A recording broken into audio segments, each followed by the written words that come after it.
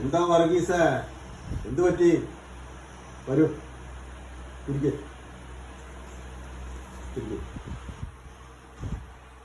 എന്തു പറ്റി?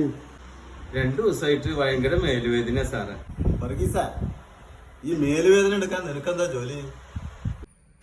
പണിക്കൊന്നും ഞാൻ അങ്ങനെ പാടില്ല. വീട്ടില് കുറച്ച് വിറക് വന്നു, അത് വാരി വലിച്ച് ഷെഡിൽ കുന്നിട്ട് ഇപ്പൊ മേലെ അനക്കാൻ പറ്റണില്ല. പ്രത്യേകിച്ച് ഇതൊരു അസുഖമല്ലത്. പിന്നെ ജോലി എടുത്ത് ശീലമില്ലല്ലോ. ഇത് ഈ വേർപ്പിന്റെ അസുഖം എന്ന് പറയുന്നത്. നിന്റെ അപ്പനെ ഞാൻ കഴിഞ്ഞ ദിവസം കണ്ടായിരുന്നു. നിന്നെക്കുറിച്ച് പറഞ്ഞ് ഭയങ്കര സങ്കടപ്പെടാണ്. കാരണം നീ പണിക്കൊന്നും പോകാണ്ട് ഈ വയസ്സാം കാലത്ത് അവരെ ജോലിക്ക് വിട്ട് ഇങ്ങനെ ഭക്ഷണം കഴിച്ച് നടന്നാൽ മതിയോ? മോശമല്ലേ അത്? നിന്റെ വീട്ടിലെ പറമ്പൊക്കെ വെറുതെ കിടക്കല്ലടാ. അതൊക്കെ ഒന്ന് കൊത്തി പറിച്ച് ഒരു 10-50 വാഴയോ ചേമ്പോ കാച്ചിലോ ഒക്കെയാണ് നട്.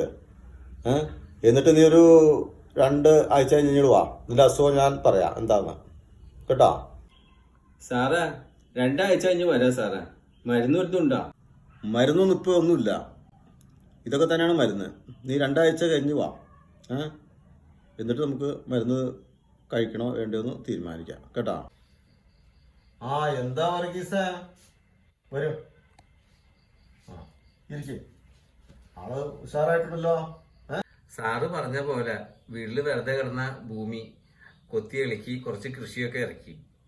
വീട്ടില് അപ്പനും അമ്മക്കും വളരെ സന്തോഷായി. ഇപ്പൊ മനസ്സിനും ഒരു സന്തോഷായി. ഇപ്പൊ നല്ല വിശപ്പുണ്ട്, നല്ലോണം ഉറക്കവും കിട്ടുന്നുണ്ട്, ആരോഗ്യത്തിനും കുഴപ്പമില്ല. നമ്മൾ സ്വന്തമായിട്ട് ജോലി എടുത്ത് ഭക്ഷണം കഴിക്കുമ്പോൾ അതിനൊരു പ്രത്യേക സ്വാദുണ്ട്. നമ്മൾ മറ്റുള്ളവരെ പണിയിപ്പിച്ചിട്ട് അതിൽ നിന്ന് ഭക്ഷണം കഴിക്കുമ്പോൾ അതൊരു സുഖമുള്ള പരിപാടിയല്ല.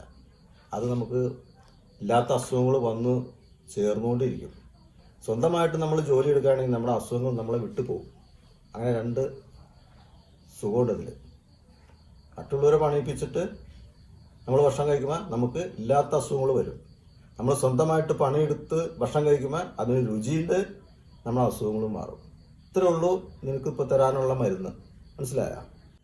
സാറ് എനിക്ക് നല്ല മരുന്നാ പറഞ്ഞു തന്നത്. നന്ദിയുണ്ട് സാറ്.